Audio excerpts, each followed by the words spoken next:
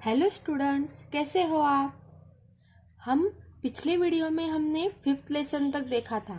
Okay, तो उसकी पढ़ाई तो आपने अभी तक की ही नहीं होगी। अगर नहीं की है तो फिर से वो वीडियो एक बार देख लीजिए और अपना रिवीजन भी कर लीजिए। अभी हम इस अगले वीडियो में 6th वाला लेसन पढ़ने वाले हैं, मैटर एंड वाटर। अभी आप सोच रहे होंगे ये मैटर एंड वाटर का क्या फंडा है।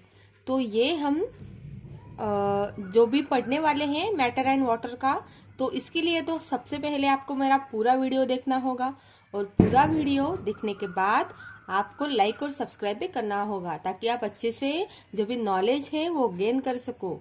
ओके, तो ये हो गई वीडियो की बात। अभी हम पढ़ने की बात करते हैं, matter and water.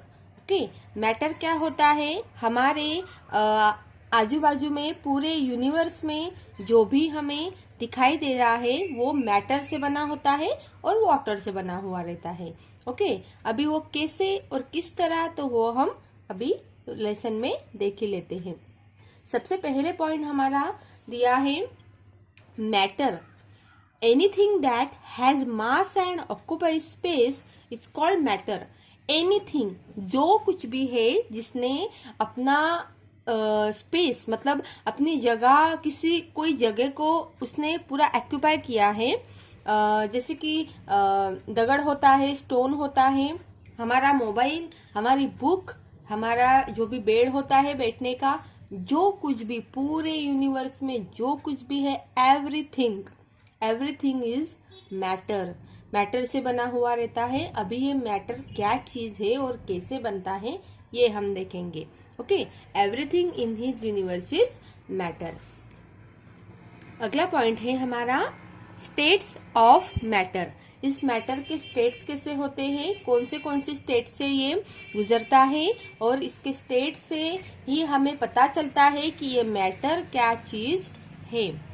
We know that there are 3 states of matter. इस मैटर के कितने स्टेट्स हैं? 3. Okay, solid, liquid and gas. Matter के स्टेट्स हैं 3 और वो है सॉलिड, लिक्विड और gas. Okay, let's recall their properties. अभी इसके जो प्रॉपर्टीज हैं वो हम देखेंगे। You have seen that on the basis of properties or qualities of a substance, we categorize it into solid, liquid और gas. हम जब तक उसके प्रॉपर्टीज या फिर उसमें क्वालिटी क्या है उस सब्सटेंस में वो नहीं देखेंगे, तब तक हमें वो मैटर सॉलिड है, लिक्विड है या फिर गैस है ये समझ में नहीं आएगा। These properties in turn depend on the arrangement of tiny particles which constitute all matter. ये जो प्रॉपर्टीज होते हैं ये छोटे छोटे मतलब टाइनी पार्टिकल्स के अरेंजमेंट से ही बनता है, और विच कंस्टिट्यूट ऑल मैटर, और ये सारे जो मैटर हैं मराठी में हम उसको पदार्थ बोलते हैं। मैटर मतलब घर का मैटर, बाहर का मैटर ऐसा नहीं है। हमारा मैटर साइंस वाला मैटर हमें पढ़ना है। तो साइंस वाला जो मैटर होता है वो 3 कैटेगरी में हम डिवाइड होता है, सॉलिड, लिक्विड और गैस। और ये जो मैटर होता है ये किससे बनता है? छोटे छोटे पार्टिकल्स के अरेंजमेंट से। ओके, यहाँ तक तो हमने देख लिया। अभी देखते हैं आगे। This small particles of which all matter is made up are known as molecules. अभी ये जो स्मॉल पार्टिकल्स होते हैं सारे मैटर के, इनसे जो भी बनता है उसे कहते हैं हम molecules. Small particles of which all matter is made up are known as molecules. Okay, तो छोटे छोटे पार्टिकल से जो मैटर बनता है उसके हम कहते हैं मॉलिक्यूल्स, या फिर पूरे मैटर से जो स्मॉल स्मॉल पार्टिकल्स बनते हैं उसे हम कहते हैं molecules. These molecules are further composed of very small particles called atoms. अभी ये जो molecules होते हैं ये इसका भी बच्चे हैं, तो ये इसको कहते हैं एटम। अभी हमने जो चेन देखी वो कैसे देखी कि मैटर जो होता है वो किससे बनता है, मॉलिक्यूल्स से, और मॉलिक्यूल्स किससे बनते हैं, तो छोटे छोटे एटम से। Okay, so we can say that atoms are the smallest particle of which matter is made of. तो हम कह सकते हैं कि मैटर को बनाने के लिए मॉलिक्यूल्स की गरज होती है, मॉलिक्यूल्स को बनाने के लिए छोटे छोटे एटम्स की जरूरत होती है। तो ये हम कह सकते हैं कि एटम क्या है, सबसे स्मॉलेस्ट पार्टिकल है। ओके,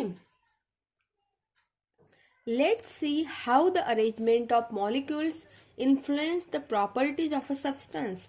अभी हम देखेंगे कि जो मॉलिक्यूल्स का अरेंजमेंट होता है, उनका इन्फ्लुएंस होता है, उसके प्रॉपर्टीज कैसे होते हैं। ओके, तो सबसे पहला पॉइंट तो हमारा है सॉलिड्स। ओके, अभी सॉलिड में क्या क्या होता है वो हम देखेंगे।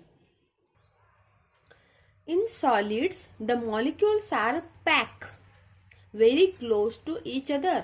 सॉलिड मतलब यहाँ पे एक स्टोन दिखाई दे रहा है, तो सॉरी पेपर दिखाई दे रहा है।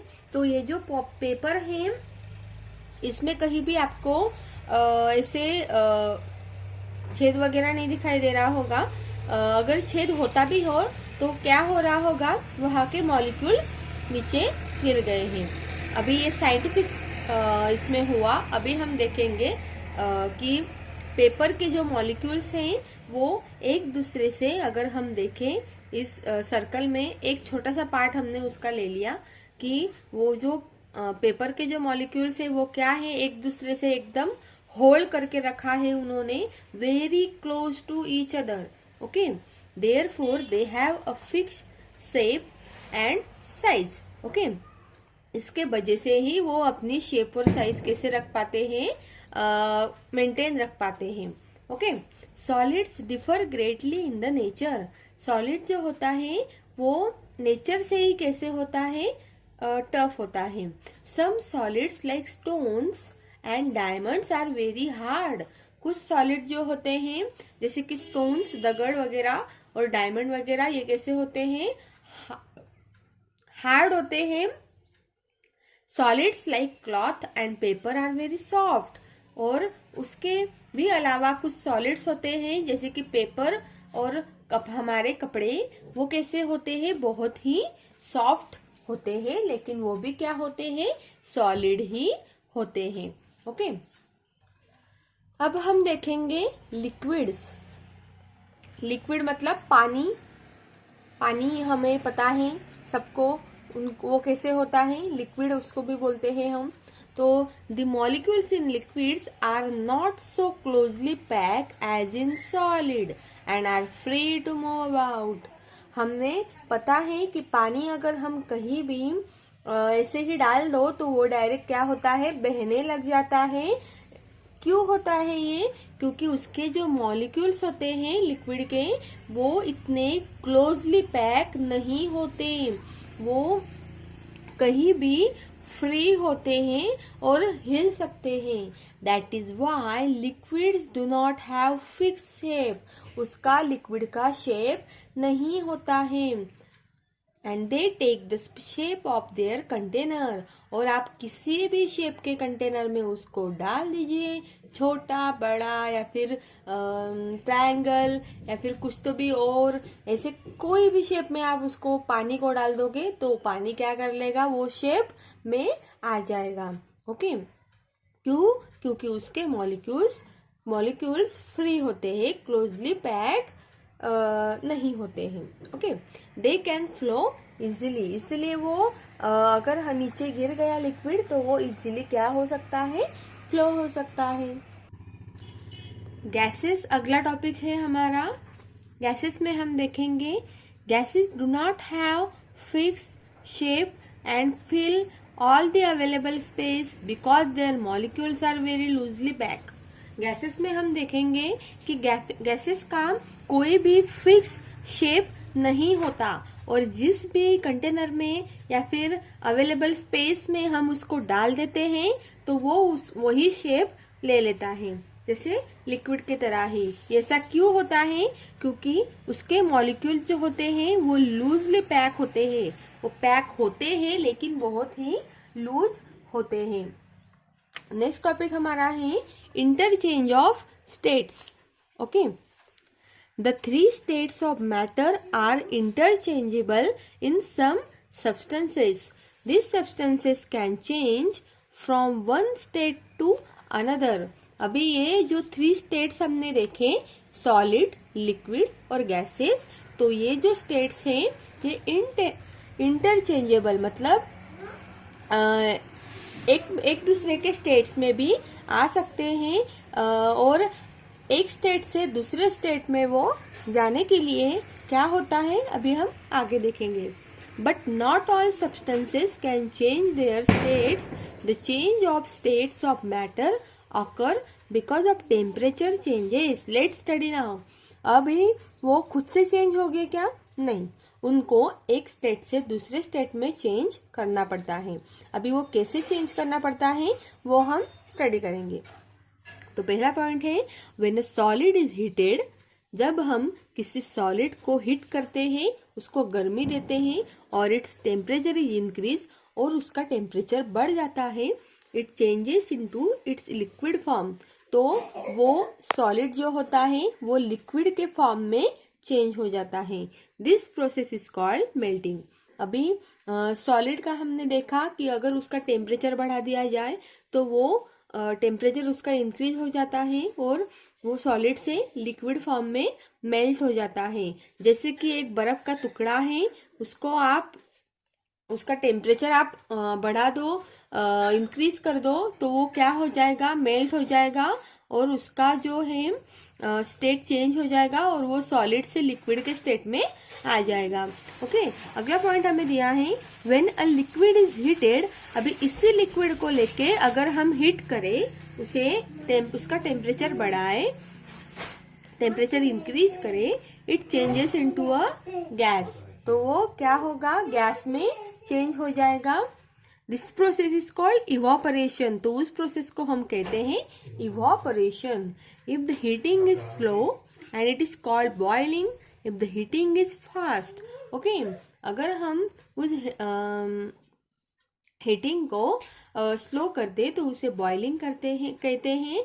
और अगर हम उस हीटिंग को स्लो करते हैं मतलब धीरे धीरे पानी को ऐसे उबालते हैं तो क्या होता है? उसका इवापोरेशन होता है। हमने हमेशा हमारे मम्मी को देखा होगा कि हमारी मम्मी पानी उबालती हैं, तो पानी उबालने के वक्त पानी का जो कंटेनर होता है उस पर ढक्कन लग देती हैं। तो ढक्कन खोलने के बाद हमें दिखाई देता है कि पानी के जो भी छोटे छोटे बूंदे हैं उस पर लग जाते हैं। तो ऐसा क्यों होता है? तो वो इवापोरेशन होता है। और अगर हम पानी को जल्दी जल्दी उबालते हैं तो उसको बोलते हैं बॉइलिंग। मतलब उबालना मतलब बॉइलिंग। ओके, थर्ड पॉइंट हमें दिया है when a gas is cooled down. अभी इसी गैस को अगर हम ठंडा कर लेते हैं तो क्या होता है? उसका टेम्परेचर रिड्यूस हो जाता है मतलब कम हो जाता है। तो वो फिर से क्या हो जाता है? It becomes a liquid. This process is called condensation. तो यही गैस जब लिक्विड के इसमें आ जाता है तो उसे क्या बोलते हैं? कंडेंसेशन। अभी देखो ना कैसे हमने अभी तक पढ़ा। सबसे पहले बात कहाँ से शुरू हुई थी? एक आइस क्यूब से। ये मैंने वाला एग्जाम्पल है।